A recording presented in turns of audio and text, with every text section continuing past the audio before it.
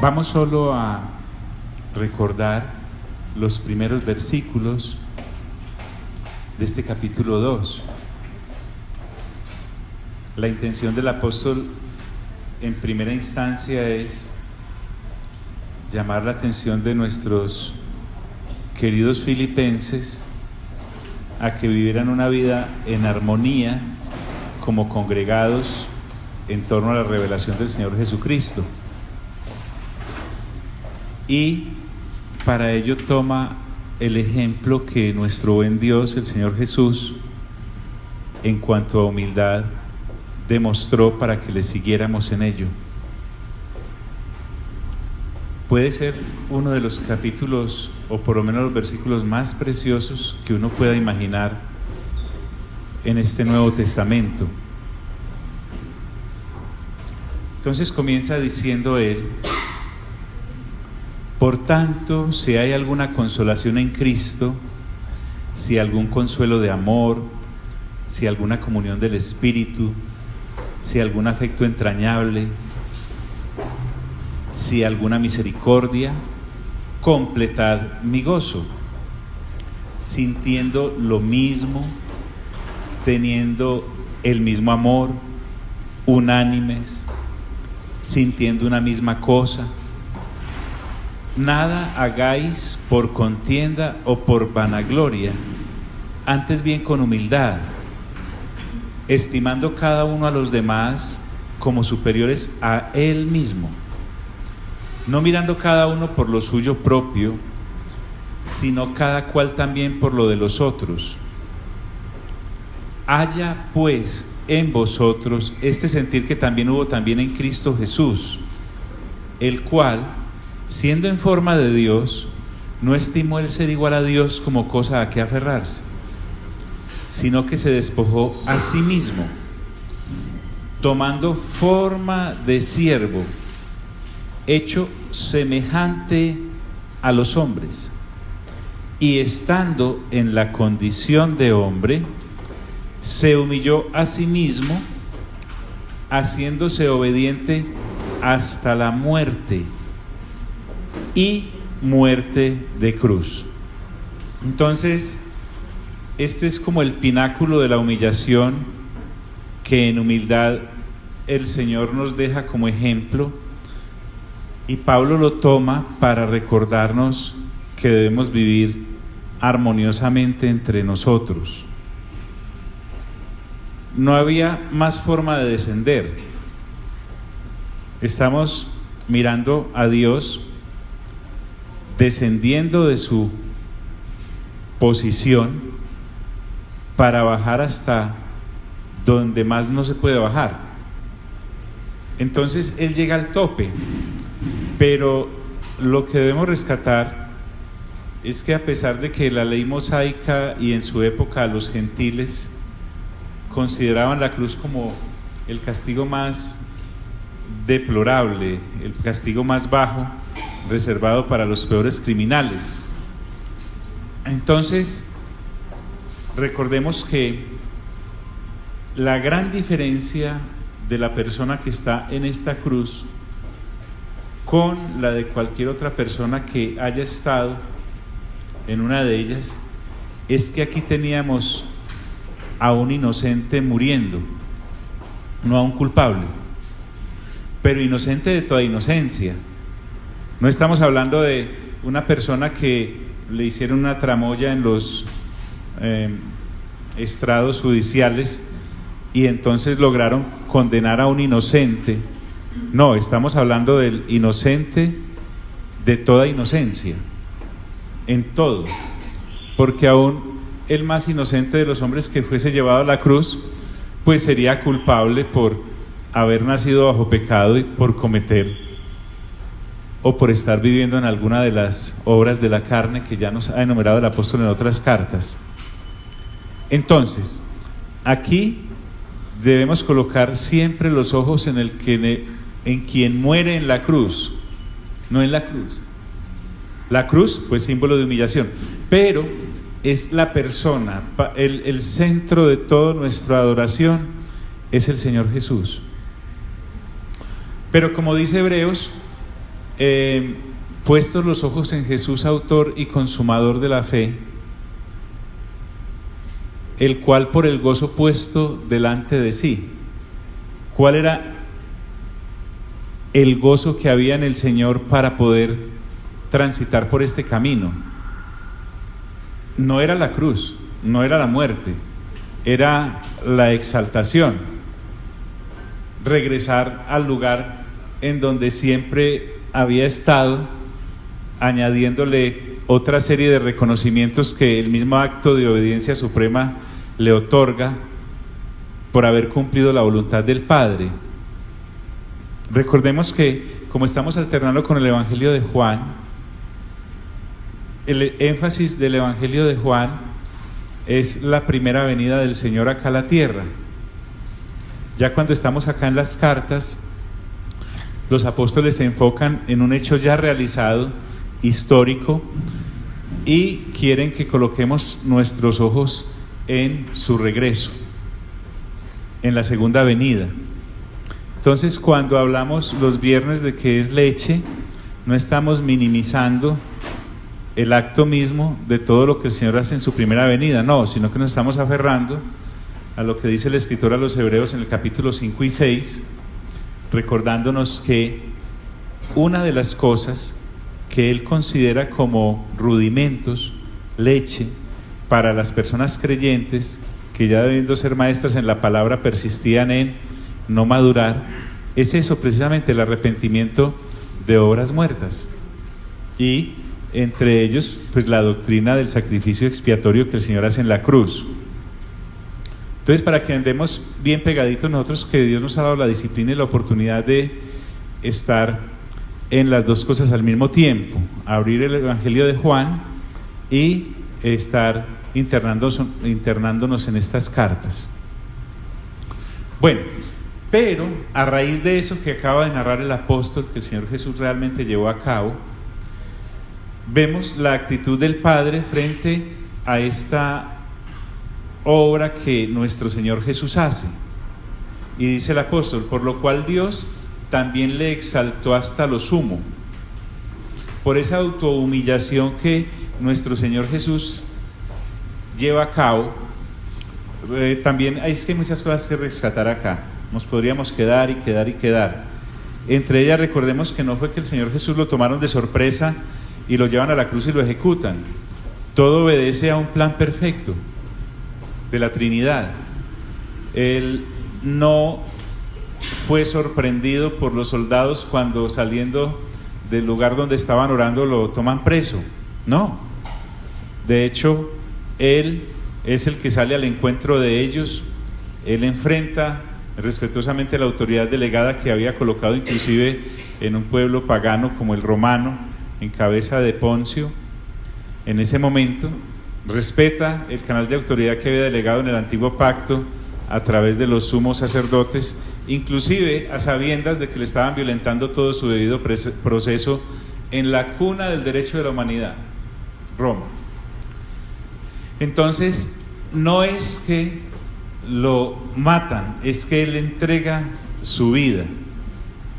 Entonces, por esa autohumillación en todo lo anterior, nuestro Señor no solamente nos enseña la humildad, y Pablo la toma para enseñarnos a cómo vivir frente a los demás seres humanos, nosotros como humanos, sino que el Padre es el que lo exalta. Mire que Él no se autoexaltó, pudo autohumillarse, pero jamás autoexaltarse. Dejó que fuese el canal de autoridad en la Trinidad, el Padre, como manifestación de autoridad, digámoslo así, máxima, quien puso bajo el estrado de sus pies todas las cosas, como dice 1 Corintios capítulo 15, el que ahora lo exalta. Entonces, esa exaltación implica por lo menos dos cosas. Uno, que le resucitó de entre los muertos. Parte de esa exaltación es la resurrección de entre los muertos. Y también parte de esa exaltación, mire usted qué cosa, es la ascensión misma, la que 40 días después de compartir con sus discípulos acerca del reino, a la vista de todos en el capítulo 1 de Hechos, asciende y se sienta ¿a dónde? A la diestra del Padre. ¿Por primera vez? No, donde siempre había estado desde la eternidad. Pero fue Dios el que lo exaltó, y no es una exaltación sencilla, sino hasta lo sumo. No hay más de, así como en su autohumillación no había más hasta dónde descender, en la exaltación que el Padre le da, no hay puesto más arriba para ascender. Entonces, miren qué interesante, él en su humildad siguió la misma línea, en descenso como en ascenso, porque aunque se autohumilló, no es él quien se autoexalta, es el Padre el que lo exalta. ¿Y cómo lo hace? Le da un nombre que es sobre todo nombre. Este nombre puede incluir desde luego el nombre del Señor Jesús, pero recordemos que él ya se llamaba así. Desde recién nacido, Jesús fue llamado. Pensemos más bien un nombre que lo abarca el de Jesús y abarca cualquier otro nombre. Pensemos en el nombre del Señor. Podemos decir que Jesús es el Señor. Jesús es Señor. Ese Señor me indica soberanía, y no una soberanía limitada, sino absoluta. Una soberanía que Él ostenta no solamente por lo que hizo acá entre los seres humanos, sino que todas las creaciones a esa soberanía tienen que sujetarse, porque aquel que lo exalta dándole un nombre sobre todo nombre, ordena que en el nombre del Señor toda rodilla se doble, y así lo confiesa el apóstol en el versículo 10, dice: para que en el nombre de Jesús, que es el Señor, se doble alguna rodilla. Solo los que creemos en Él, porque a la gente que no cree hay que respetarle su ateísmo, ¿cierto? No, dice: ante su nombre, en su nombre, se doble toda rodilla. Miren que en el nombre de Jesús oramos. Toda la creación está sujeta a Él. Nada ni nadie queda por fuera de sujetarse al señorío que se le ha dado a este nombre. Entonces, para que en el nombre de Jesús se doble toda rodilla, y aclara. A mí me gusta de la Biblia, no sé a usted, de más que sí, y es que realmente no le deja a uno ninguna duda o como espacio para especular. Otra cosa es que no leamos bien o lo hagamos a la carrera, o vayamos con un pensamiento predispuesto tratando de hacerle decir a la Escritura lo que no dice. Pero para que en el nombre de Jesús se doble toda rodilla, entonces yo podría decir, sí, ¿cómo que dónde? El apóstol aclara ahí mismo, dice: de los que están ¿en dónde? En los cielos. Usted dirá que por lectura juiciosa le quitamos el velo a Apocalipsis. Vemos que el capítulo 5 es toda una adoración de los que están arriba en el cielo a el Cordero, y ante Él se doblan todas las rodillas de los 24 ancianos, los seres vivientes, los 7 espíritus que están en la presencia de Dios. Ahí está todo, y además todas las gentes de todas las razas, pueblos y naciones que hay allí presentes. Entonces agotamos lo del cielo. Y también dice: y en la tierra, refiriéndose a todas las criaturas y a todas las creaciones que han habitado y habitarán esta tierra hasta que Él en su regreso llegue. Y en la tierra, y aún va más allá, y debajo de la tierra. Ya nos ha dado algunas luces en Primera de Pedro y creo que es en Corintios, cuando dice que bajó a las partes más profundas de la tierra. ¿Recuerdan eso? Y en el espíritu, por ejemplo, fue y le habló a los espíritus encarcelados que en la época de Noé desobedecieron. Entonces queda demostrado. Aquí no me deja por fuera a nadie. El único que se excluye de tal adoración es quien sujetó a Él todas las cosas. Primera de Corintios es revelador en eso. dice, y debajo de la tierra. Y además dice, y toda lengua confiese, ahí viene, que Jesucristo es ¿quién? Es el Señor. Ahora, esa confesión que usted y yo hacemos, la hacemos con gratitud y con gozo por el haber nacido de nuevo y entender, porque recuerden que al Señor Jesús en su primera venida no era fácil reconocerlo como Dios. Él mismo se hizo semejante a los hombres, o sea que si tú y yo íbamos por las calles de Jerusalén o de Galilea, o por alguno de los lugares en los cuales estuvo o anduvo, lo íbamos a ver normal, como otro ser humano, no lo íbamos a ver resplandeciendo o echando chispas o algo así por el estilo, porque en Isaías 53 ya leímos que no había hermosura en él como para impresionarnos, y realmente la humanidad lo tuvo como nada, a tal punto que lo estrujaban, lo golpeaban, lo asesinaron, porque se hizo completamente hombre sin renunciar a ser completamente Dios. Pero para nosotros que hemos tenido el privilegio de nacer de nuevo y de renovar entendimiento, por ejemplo este pasaje, uno lo mira con mucha gratitud. Póngase a ver y verá que es algo tan sencillo pero tan confuso para el que no ha nacido de nuevo, que no lo entiende, y nosotros por el solo hecho de que el Espíritu tuvo misericordia y nos permite nacer de nuevo y renovar entendimiento, ahora lo vemos tan claro. Hay que tener mucha gratitud, porque con este cerebrito a esas conclusiones no llegamos.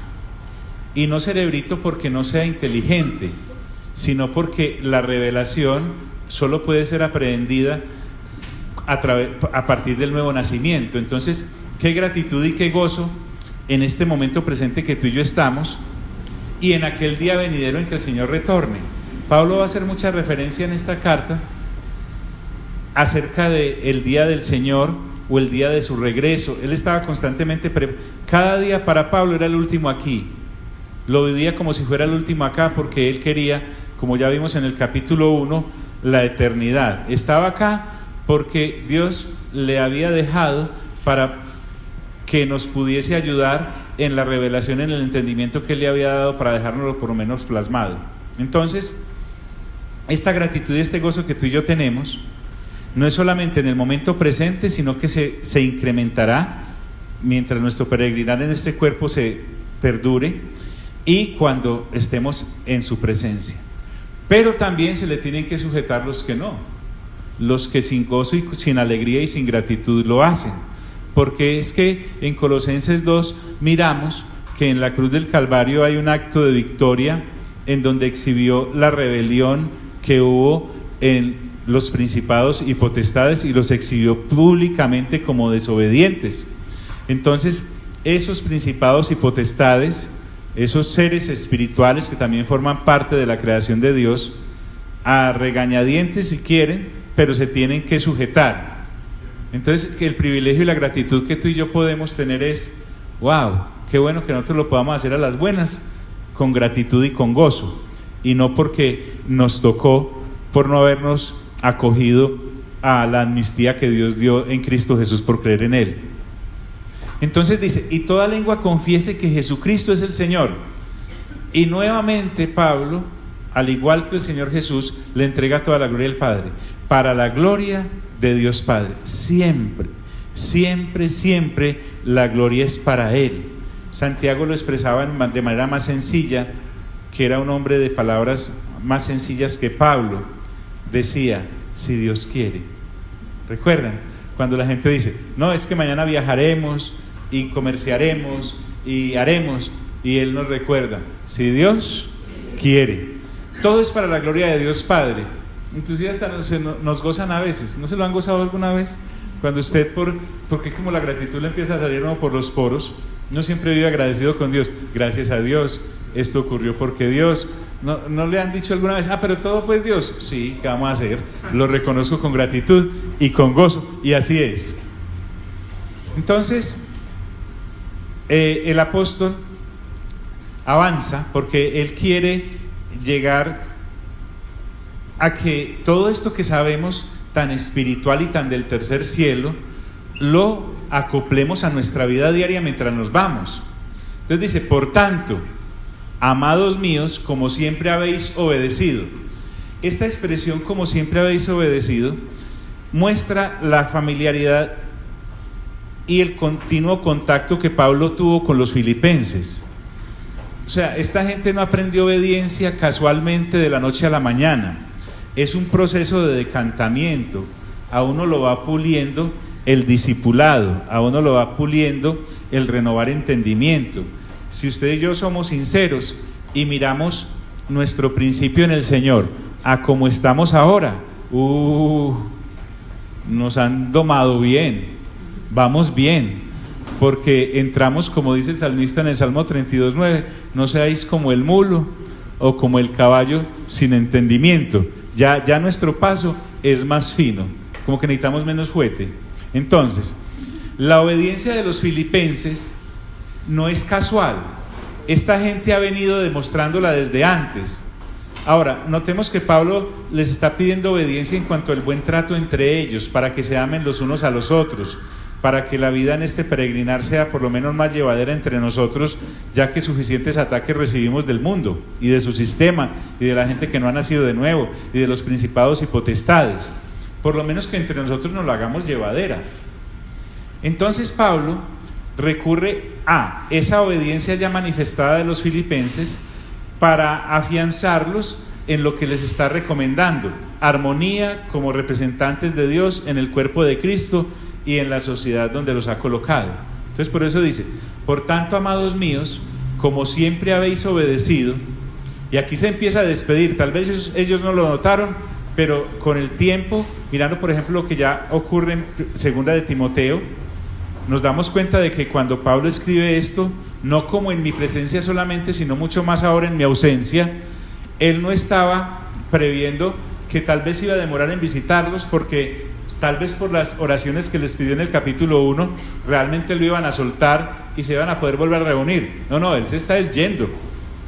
Entonces, lo que él está diciendo: si ustedes cuando yo estuve presente eran obedientes, ahora que les escribo por carta que estoy ausente, y con la gran posibilidad, el alto porcentaje de que me vayan a matar, entonces estoy tranquilo de que por la obediencia que han demostrado, las seguirán demostrando a pesar de que yo ya no vaya. Esto nos recuerda a Moisés cuando estaba en Deuteronomio despidiéndose de los israelitas. Aquí Pablo está dando sus últimas instrucciones, así como las da más abiertamente en segunda de Timoteo. No como en mi presencia solamente, sino mucho más ahora en mi ausencia. Entonces, este gran discipulador nos muestra que hay un momento en el que tú y yo tenemos que hacernos cargo de nuestra salvación y ocuparnos en ella, que hay un momento en que esa mano que nos ha estado guiando a nivel de acompañamiento en este peregrinar no va a estar, habrá partido.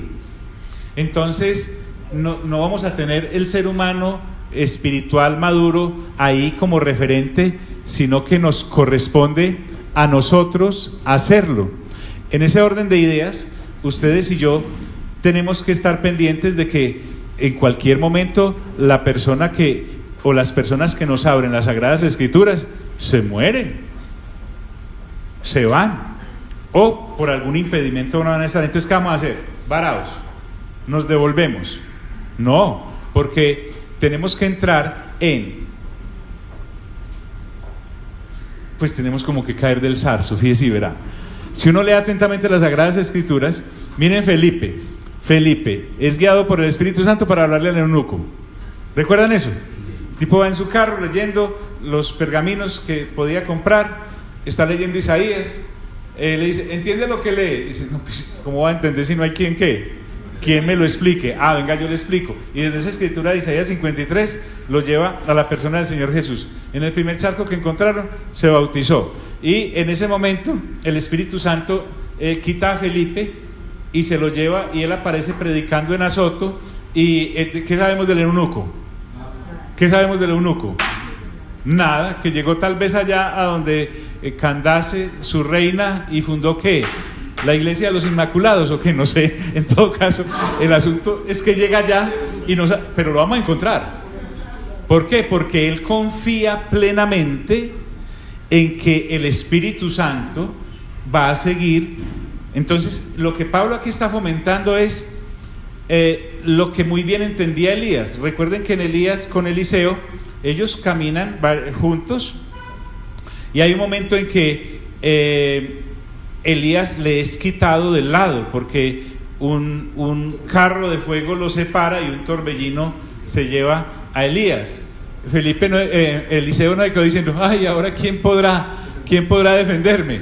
No, él tomó la capa, el manto de Elías que había quedado ahí tirado, con ese mismo manto abrió el Jordán, cruzó al otro lado, y los otros sí estaban bien preocupados.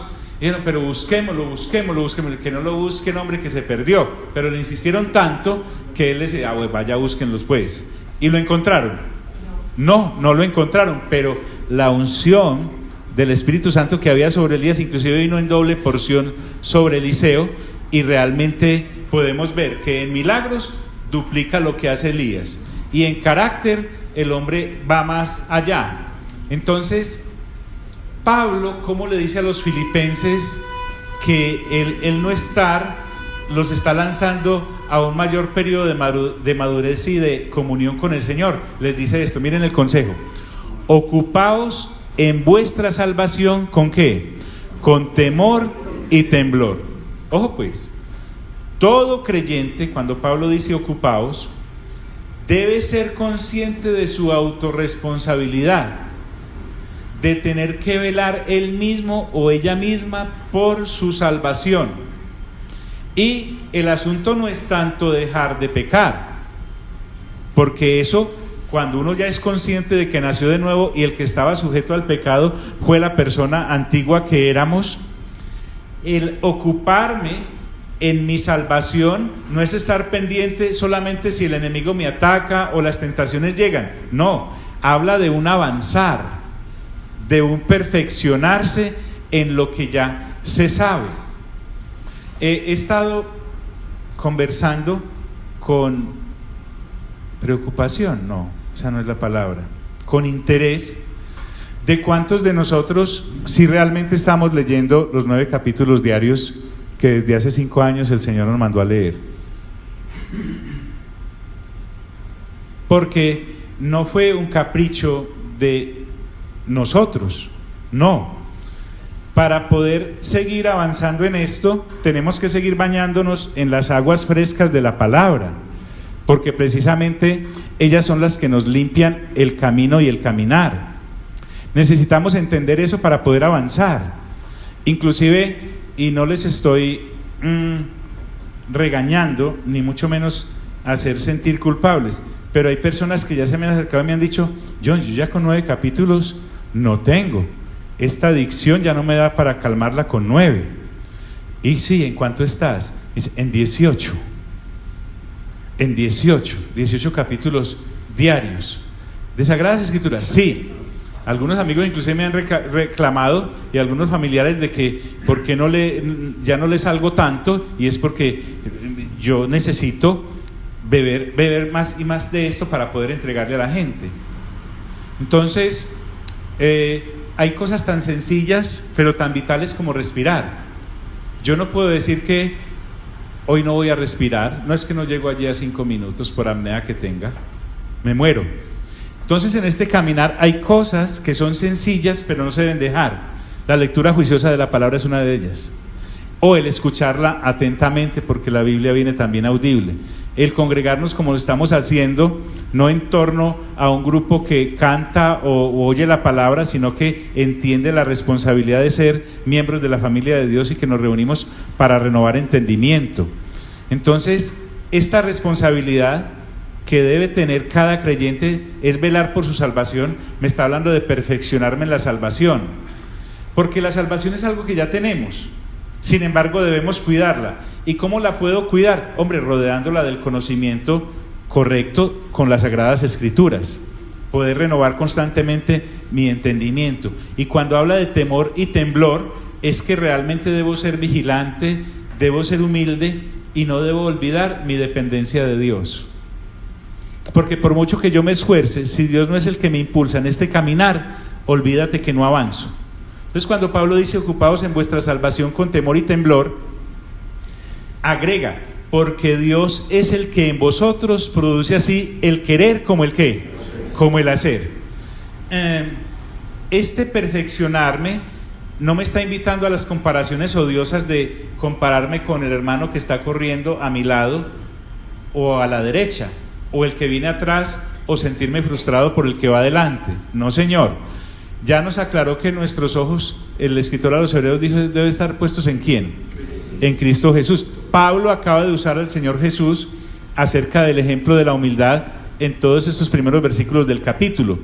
Entonces, cuando habla de que Dios es el que en vosotros produce así el querer como el hacer, es que Dios es el que hace todo el camino fácil para mí, porque si nos damos cuenta, la obra de la salvación es toda de Dios. El Padre es el que decide que en Cristo Jesús, que es Dios, deposita toda la gracia para que la humanidad se reconcilie con Él. El Espíritu Santo lo vemos acompañando todo el proceso. Sin embargo, nosotros no podemos echarnos ahí a dormir basados en este versículo. Perdón, si me regalan un poquito de... Desde luego nosotros somos parte activa en estos asuntos del reino, porque si no sería un atropello de Dios. Gracias, Ángel. Sería un atropello de parte de Dios si nosotros de mala gana dijéramos, no, pues como Dios fue ya el que me eligió, a mí me toca seguir en esto, pero si Él quiere que me salve y no vaya al lago de fuego y azufre, pues que me ponga todas las cosas aquí y me las traiga aquí a mis pies. Imagínate, uno pensando más o menos así. Así no es. El interés lo ponemos nosotros, porque Dios ya lo hizo todo. Dios ya hizo todo completamente por nosotros. Casi que Dios puede decir, no, el que no se interesa en mí, si ya es problema de Él. ¿Por qué? Porque todo está propiciado, ya nos entregó toda la revelación. Entonces, cuando dice, produce así el querer como el hacer, es porque en su buena voluntad ha establecido los parámetros de la salvación y de poderla conservar de manera tan clara que alguien interesado en este caminar, por elevado que sea, no se extravía. Entonces, Pablo, que es consciente de que pronto morirá, parte confiado de que Dios, que fue el que lo mandó a predicar el mensaje de salvación a Filipos, será el que continuará esa buena obra en ellos, porque él parte, pero Dios está siempre constantemente cuidando de lo que es suyo. Entonces Pablo no es ese por lo menos empresario que si se va de la empresa nadie vende, sí, o ese empresario que si no abre los empleados no van. No, él sabe que entregó el mensaje del evangelio tan claro y tan bien entregado que los de Filipos no tienen sino que seguir por ese mismo sendero y camino. Más adelante nos va a citar en el capítulo 3, creo, sean imitadores de mí. Y lo que está diciendo Pablo es no solamente en su ejemplo, desde luego que era vital, sino que lo imitaran a él como él corría detrás de Cristo. Él quería que los que en Filipos habían recibido la palabra del Señor a través de él corrieran con la misma intensidad. Entonces, por su buena voluntad, porque la voluntad de Dios siempre es ¿qué? Buena, es ¿qué? Agradable y es perfecta, completamente perfecta. Hoy hablábamos de algo, y es lo siguiente. Usted y yo necesitamos entender lo siguiente. Hay cartas como Tito, hay cartas como Filemón, hay cartas como, no sé, hasta Primera y Segunda de Tesalonicenses, hay cartas como Primera y Segunda de Timoteo, aún como Hebreos, de las cuales, si nos damos cuenta, la gran mayoría de los creyentes no habla de ellas. Y también podemos caer en el error de, como dice primera carta y segunda carta, y el sistema del mundo nos ha enseñado que para el primero es una clase de premio, para el segundo es otro y para el tercero es otro. Así como Juan tiene primera, segunda y tercera, no es que sea tercera porque es menos importante. Inclusive a veces podemos notar como en primera y segunda de Corintios que lo que dice en la segunda carta inclusive es más maduro que lo que dice en la primera. Entonces, si nosotros no nos interesamos por la lectura juiciosa de la palabra y damos por sentado de que como ya leímos el Nuevo Testamento una sola vez, ya tenemos un gran bagaje, yo creo que lo que primero nos queda después de un primer pasón por el Nuevo Testamento es una gran cantidad de dudas. Y no podemos parar y decir como niños malcriados: ah, no, yo no entendí nada. Pues ¿quién le dijo a usted que con la primera lectura uno apenas está quitando el capote o no? Y en la segunda me imagino que también, y en la tercera todavía más, y en la cuarta ya ve uno que necesita es más humildad para seguir perseverando y poder seguir escarbando en tan preciosas vetas que hay allí. Entonces debemos tener cuidado, mucho cuidado con eso. Lo otro es el tiempo que le dedicamos a las cosas de la renovación del entendimiento. Hay personas que son muy ocupadas. Yo no sé, pero yo en esto me tengo que ver con una cantidad de hermanos y de hermanas que son muy ocupados. Yo no sé cómo hacen. Y yo creo que Dios se equivocó en darle 24 horas a un día. El día de algunos hermanos y hermanas debería tener por lo menos 76 horas para que medio alcancen a hacer el 10% de todo lo que tienen que hacer. Pero si yo le dedico solo 15 minutos a la lectura de la palabra, porque ese es el que me queda para dedicarle a la palabra, pues 15 minutos de revelación el Señor me dará. Si yo le dedico 5 minutos a la lectura juiciosa de la palabra, pues 5 minutos de revelación tendré. Es como entrenar. Entonces resulta que cada vez esto te da más hambre y te da mayor capacidad de poder rendir. Entonces, ante esta bendición que Dios nos ha dado de la revelación, debo tener mucho cuidado con mi actitud. ¿Por qué? Porque Pablo dice: hagan todo sin ¿qué? Sin murmuraciones y ¿qué? Y contienda. Por lo general, murmuración muestra inconformidad. Por lo general, murmuración hace ver lo terco que soy. Por lo general, murmuración Dios me la ilustra como aquellos israelitas de Números 14 y Números 16, aún Números 13, en donde esta gente miraba con desagrado el cuidado que Dios había hecho de ellos. Recuerden, por ejemplo, que cuando los israelitas salen, empiezan a decir: pero es que comíamos mejor en Egipto. Anhelamos las carnes que no les daban sino carne de rata allá en Egipto.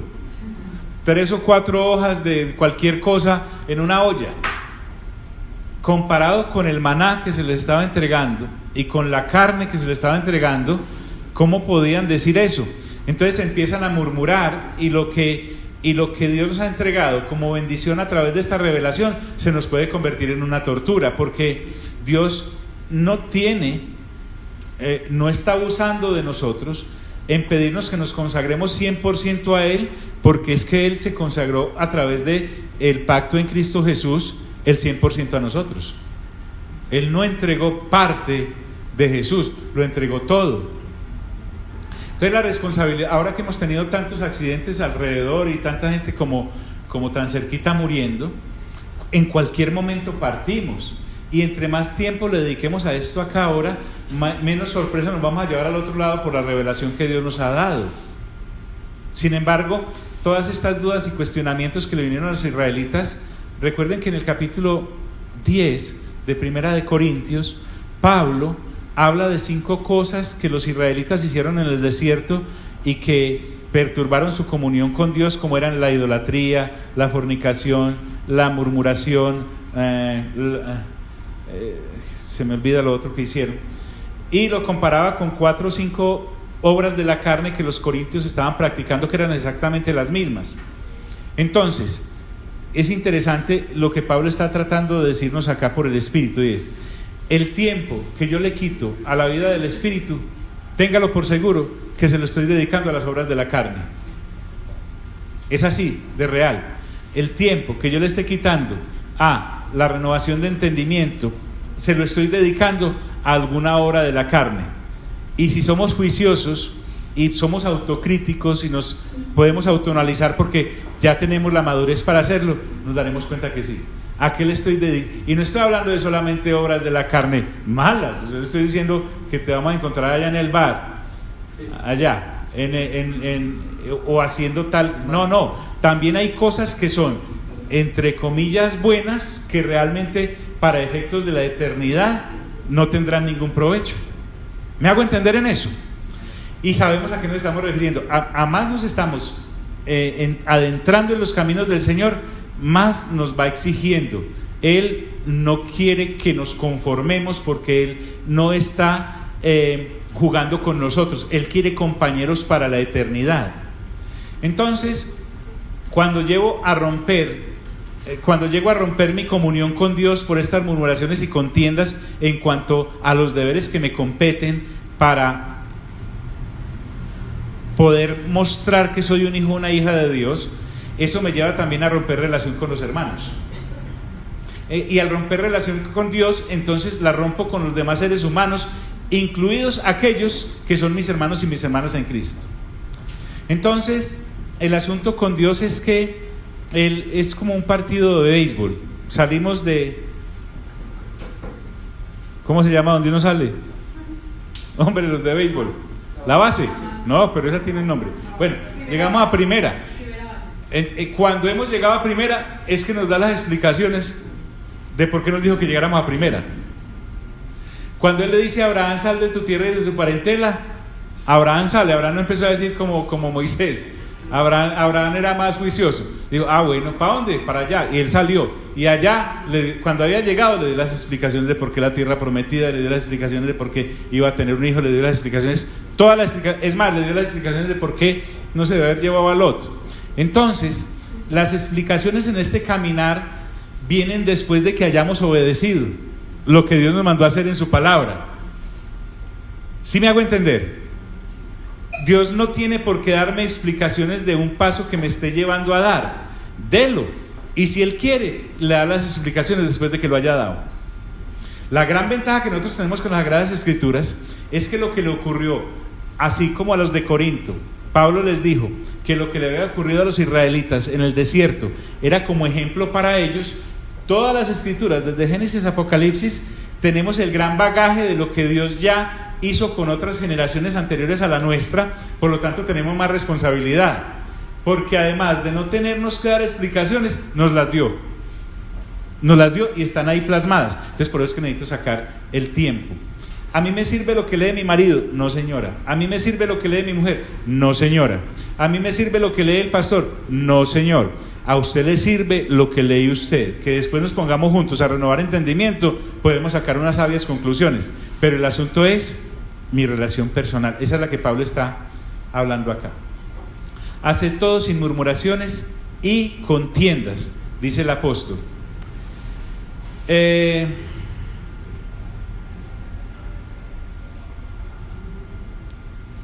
aquí me da la explicación: para que seáis irreprensibles y sencillos. Nuevamente, irreprensibles es sin mancha y sencillos es sin orgullo. ¿Por qué? Porque llegar a ser, nosotros ya tenemos la salvación, pero debemos perfeccionarnos en ella. Nosotros ya tenemos la santidad, pero debemos perfeccionarnos en ella.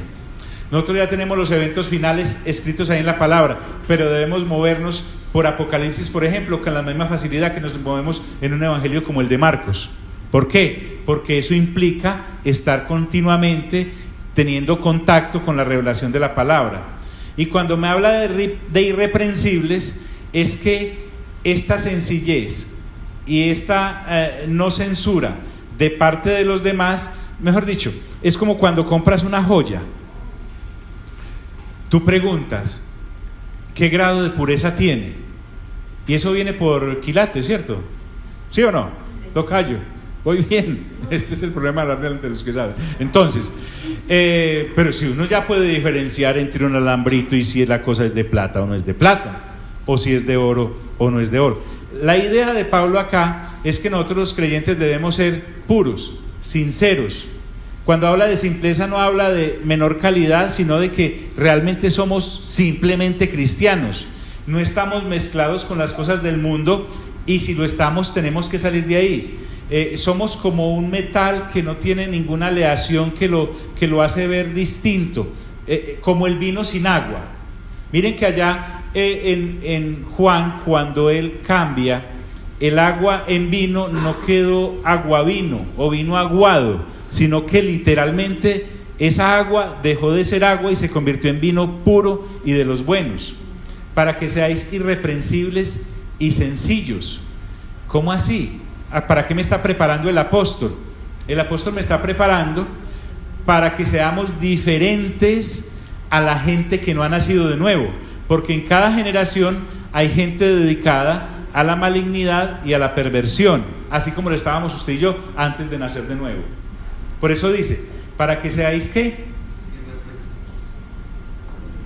Y sencillos, y aquí dice, hijos de Dios sin mancha, en medio de una generación ¿qué? Maligna y perversa.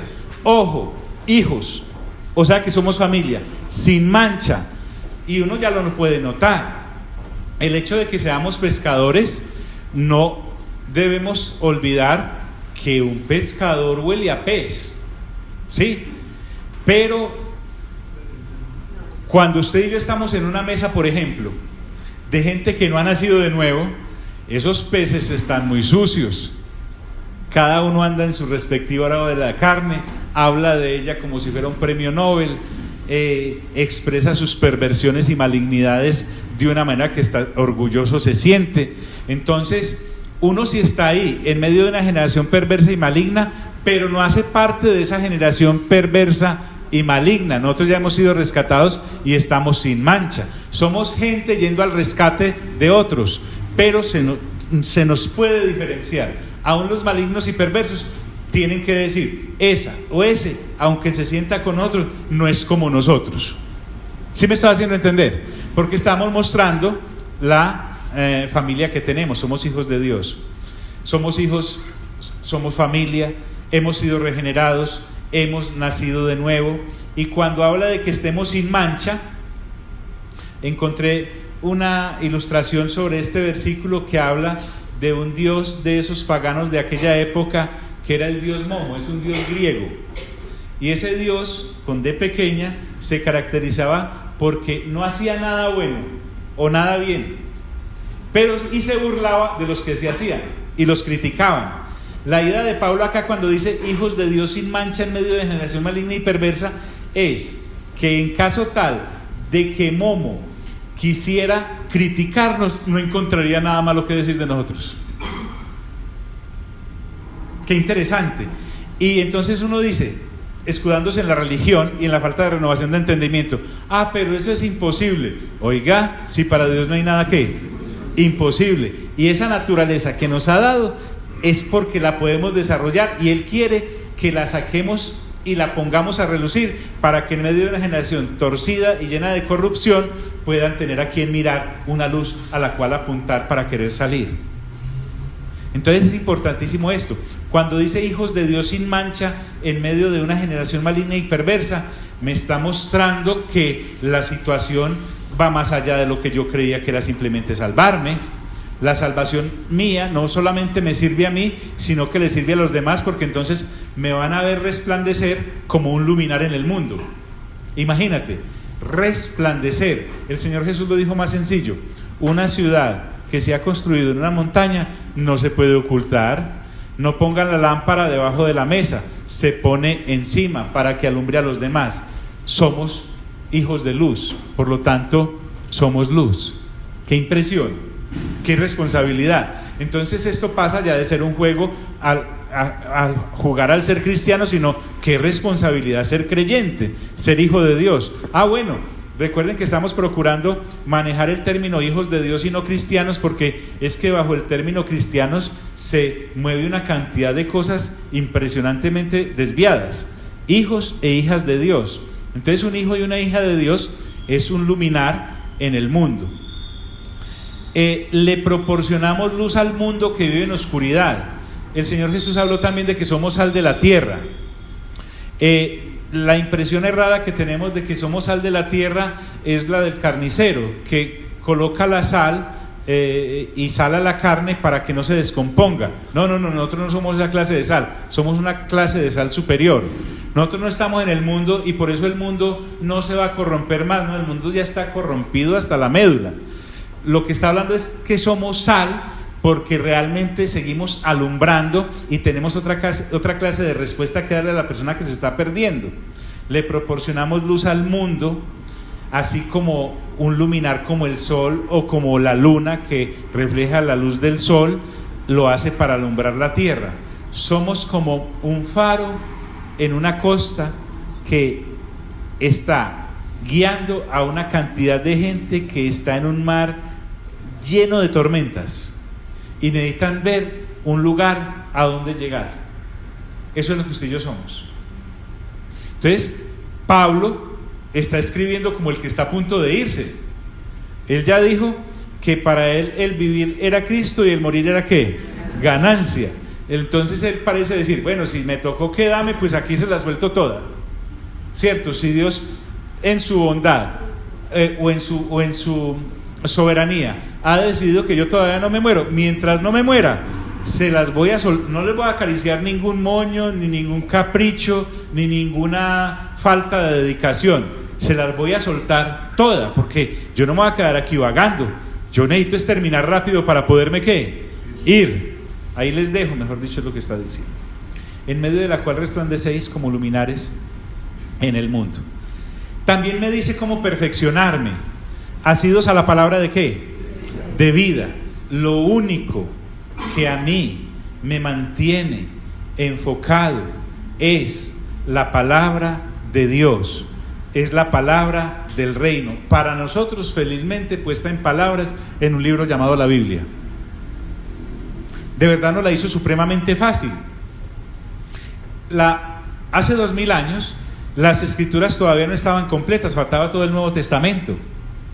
Los rollos solo los manejaban unos pocos que tenían conexión con el engranaje religioso judío, o como aquel eunuco que tenía con qué comprar una cosa tan costosa.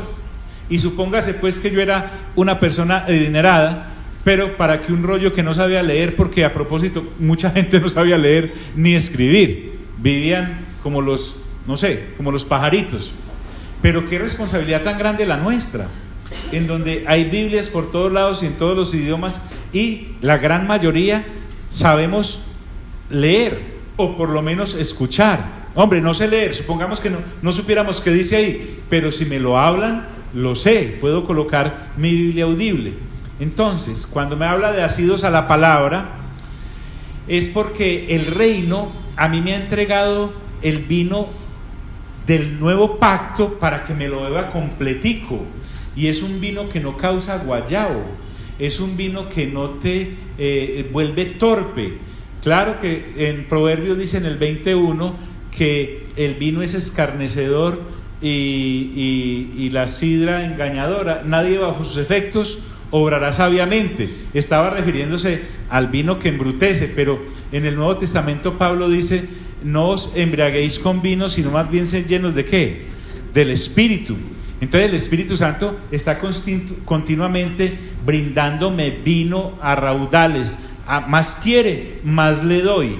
Este vino que no embriaga de la palabra, sino que te vuelve sabio y te vuelve ágil para poder explicarle a la gente esto tan grande que nos ha sido entregado.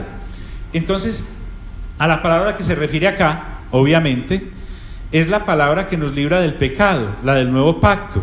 El antiguo pacto nos hacía conscientes del pecado, el antiguo pacto nos hacía culpables del pecado, el antiguo pacto mantenía mi conciencia activa recordándome lo pecador que era, mas no me podía sacar de ahí porque no era para eso. El mismo Evangelio de Juan dice en el capítulo 1 que por Moisés vino la ley, pero la gracia vino por nuestro Señor Jesucristo. Entonces la palabra de la que está hablando acá es la del nuevo pacto, el mensaje de Cristo, que es Cristo mismo. O sea, realmente lo que Pablo quiere es que tengamos comunión con Cristo como persona, porque Él, para nosotros ya es un hecho histórico, nos liberó del pecado y también nos ha librado de la muerte. ¿Para qué? Y ahí viene: para que en el día de Cristo yo pueda gloriarme de que no he corrido en vano. Nuevamente el día de Cristo. Diga eso aunque no estemos predicando, el día de Cristo. Es que el día de Cristo viene, amigos y amigas. Es real el hecho. Tal vez no tengamos fecha, 13 de mayo de tal día. No. Pero sí tenemos la palabra certera de Dios. Entonces Pablo dice: yo quiero que cuando esté presentando servicios y calificándomelos él, ese final día yo me pueda gloriar delante de él con respecto a ustedes, porque les entregué el evangelio de manera correcta y ustedes respondieron de manera correcta. Mejor dicho, Filipenses, si ustedes fallan en profundizar en la revelación que les ha sido entregada, me hacen perder a mí, y eso no quiero que ocurra. Yo no quiero haber corrido en vano. ¿Qué es correr en vano? Es como aquel que quiere tomar agua y al momento de irse a tomar se le riega, la botó. O aquel atleta que entrena juiciosamente para una competencia y no logra culminarla. O cuando usted ha dedicado bastante tiempo para perfeccionar un producto y al momento de irlo a entregar se le daña. Hay un momento en el que nosotros tenemos que dar cuentas, y es en el día de Cristo. Pablo entonces dice: yo quiero gloriarme de que no he corrido en vano con respecto a ustedes, o que he trabajado en vano, que no haya perdido mi trabajo o el tiempo. Eso es lo que necesita. ¿Ha estado usted alguna vez, le ha dedicado harto tiempo a un trabajo y ¡pam!, hunde la tecla que no era y se le borra y no hizo backup? Y entonces ¿cómo queda uno? Pero entonces aquí Pablo está también delegando responsabilidad sobre los filipenses, porque es que él quiere que despierten, que se den cuenta que ya son gente de reino y que pueden perfeccionarse en él. Y entonces él les dice: ¿y saben qué, muchachos? Y aunque yo sea derramado en libación sobre el sacrificio y servicio de vuestra fe, me gozo y regocijo con todos vosotros. Mire lo que es la renovación de entendimiento. Si uno está acá en el Nuevo Testamento y lee esto, se tiene que imaginar muchas cosas si tiene ausencia de la información correcta. A lo que Pablo está haciendo referencia aparece por allá en Números 15 y en Números 28. Y era una costumbre que se tenía, y era que sobre el sacrificio que se iba a hacer se derramaba vino. Una costumbre bonita. Entonces él está diciendo: miren, si a mí me toca morir en esta empresa de edificarlos a ustedes hasta que alcancen la estatura de la plenitud de Cristo, lo haré con gusto. Voy a servir así como Cristo vino a servirnos. Es que recuerden que el ejemplo del Señor Jesús que nos acaba de dar en los primeros versículos, el Señor Jesús no vino aquí a chicanear, vino a servir. Y la única forma de llevarnos a el nuevo nacimiento era venir a mostrarnos cómo era su relación con el Padre, y para eso se tuvo que hacer con nosotros, para servirnos en mostrarnos tal bendición. Entonces Pablo, lo que él está diciendo es: vea, hágase de cuenta que soy el animal que iban a sacrificar, y si es necesario, entonces voy a ser derramado en libación, es decir, como el vino aquel que se derramaba sobre el sacrificio. Si morir ayuda a que ustedes crezcan y se perfeccionen en Cristo Jesús, alegremente lo haré. Por eso dice: me gozo y me regocijo con todos vosotros. Que Pablo sabía muy bien en lo que estaba creyendo, en lo que había creído, y que su galardón estaba perfectamente conservado para aquel gran día de Cristo. Bueno, dejemos ahí, porque este capítulo 2 es inmenso. Yo creo que somos conscientes todos de que al destaparlo juntos, medio estamos ahí como escarbando. Más adelante, en otros meses o en unos años, si Dios nos lo permite, volver ahí y estamos juntos, vamos a encontrar todavía más, y tal vez vamos a decir, por renovación de entendimiento, por juiciosa lectura de la palabra, por escucharla, por seguir perseverando en esta fe, decir: ve, ¿cómo no habíamos visto esto?